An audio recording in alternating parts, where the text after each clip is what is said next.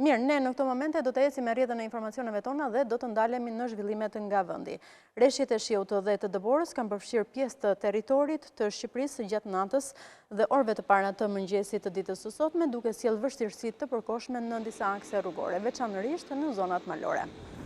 Sipas autoritetit rrugor shqiptar, rreshjet e shiut kanë qenë në intensitet mesatar në pjesën më të madhe të vendit, ndërsa dëbora ka nisur në zonat veriore mbi 800 metra lartësi, si dhe në zonat juglindore. Rreshjet e dëborës janë regjistruar në disa akse rrugore kryesore, përfshirë këtu segmentin Bajramcuri Valbon, ure e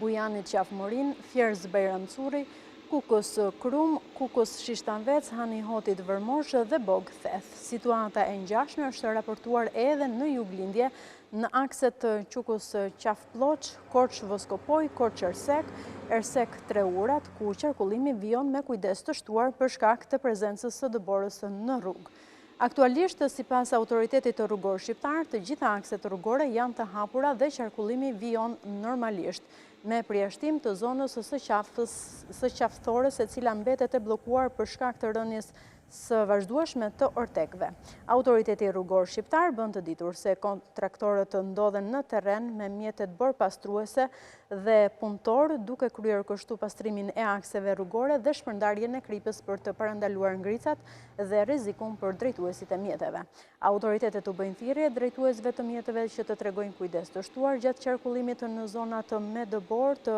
përdorin pashtu goma dimrore dhe të pajisen me zinxhir në rast të udhëtimit drejt zonave malore. Kushtet atmosferike pritet të monitorohen në vijim, ndërsa autoritetet ndërkohë dhe strukturat përgjegjëse mbeten në gatishmëri për ndërhyrje në rast të përkeqësimit të situatës në rrugët e vendit dhe në zonat të caktuara sikurse i lartë përmendëm.